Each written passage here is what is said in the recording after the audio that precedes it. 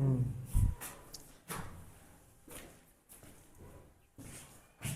अब इसमें आज बच्चों देखिए, इसमें पढ़ेंगे अक्षरों या वर्णों का भेद। क्या पढ़ेंगे बच्चों? तो इसमें वर्ण के कितने भेद होते हैं इसके बारे में बताया गया है। लिखा है वर्णों के 2 भेद होते हैं। क्या होते हैं बच्चों? वर्णों के 2 भेद होते हैं। तो कौन कौन से हैं? स्वर होता है एक, दूसरा होता है व्यंजन। अब देखिए स्वर को लिखा गया है, स्वर किसे कहते हैं? क्या लिखा गया बच्चों?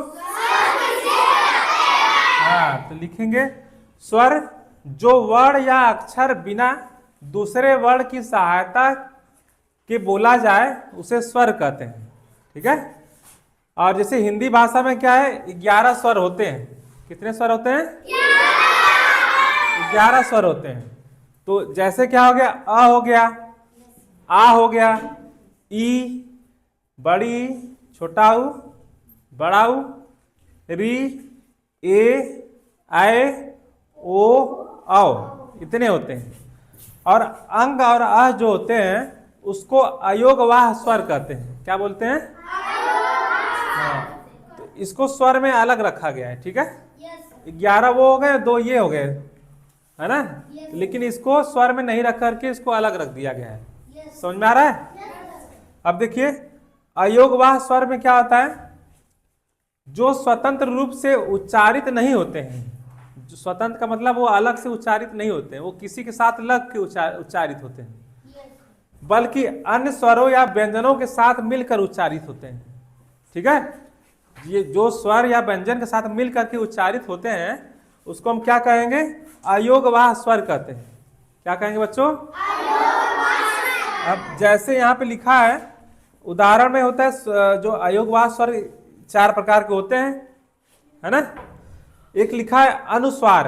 अनुस्वार का मतलब जो बिंदी ऊपर लगाई जाती है। ठीक है। किसी भी शब्द पर जैसे अंगद बोला जाता है या संपूर्ण बोलते हैं, यहाँ बिंदी लगी हुई है ना, तो इसको बोलते हैं, जो ऊपर वाली बिंदी होती है उसको अनुस्वार बोलते हैं। क्या बोलेंगे? अनुस्वार। और ये जो गोला गोला बनाया गया है यहाँ पे कोई भी व्यंजन आ सकता है ना, स्वर या व्यंजन आ सकता है। और दूसरा क्या होता है? अनुनासिक। दूसरा क्या होता है बच्चों? अनुनासिक का मतलब क्या होता है? ये चंद्र बिंदी की तरह लगाया जाता है ना। और ये बोलते जब है, नाक से आवाज आती, नाक के माध्यम से बोलते हैं। नासिक का मतलब क्या हो गया? नासिका का मतलब जो आवाज नाक से आती है। जो ये लिखा है हंसी, हाँ, इसको पढ़ते हैं हंसी बोलते हैं। हंसी, नाक से आवाज हल्की सी आ रही है ना, सभी लोग बोलिए खुशी, है ना। लेकिन खुशी में नहीं बिंदी रहता है ऊपर, हंसी में रहता है हंसी। ठीक है। और विसर्ग में क्या है? कोई भी स्वर या व्यंजन हो जो उसके आगे 2 बिंदी लगा देंगे, इसको बोलते हैं विसर्ग। क्या बोलेंगे? विसर्ग, अयोगवाह बोलेंगे। जैसे दुख में लिखा है, यहाँ पे द पे यहाँ पे विसर्ग लगा दिया गया ना, यानी कि किसी भी स्वर जो स्वर या व्यंजन में के रूप में लगते हैं उसी को क्या कहेंगे? अयोगवाह स्वर कहते हैं। ठीक है।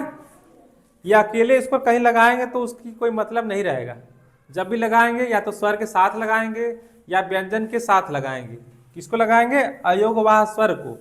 ठीक है। अब विसर्ग क्या होता है? ये उपध्वनि क्या होता है? उपध्वनि का मतलब ऐसे साइन बना रहता है यस की तरह। संस्कृत जब पढ़ते हैं तो उसमें कहीं कहीं लिखा रहता है, देखिए जिसे लिखा है गंगाया, है ना। क्या लिखा है? गंगाया। यहाँ पे लिखा है ना यस की तरह बना है ना, इसको भी क्या होता है? किसी स्वर या व्यंजन के बीच में लगा दिया जाता है, तब उसको पढ़ते हैं। और ये कहाँ पढ़ा जाता है? संस्कृत के पाठों में प्रयुक्त होता है। जब हम संस्कृत पढ़ते हैं तो वहाँ हमेशा देखेंगे कहीं ना कहीं ये डॉलर, ये यस की तरह बना हुआ मिलेगा। ठीक है। समझ में आ गया है? कितने लोग को आ गया? ठीक है। अब ठीक है, इसको अभी थोड़ी देर में पूछेंगे, याद कर लीजिएगा। ठीक है, चलिए।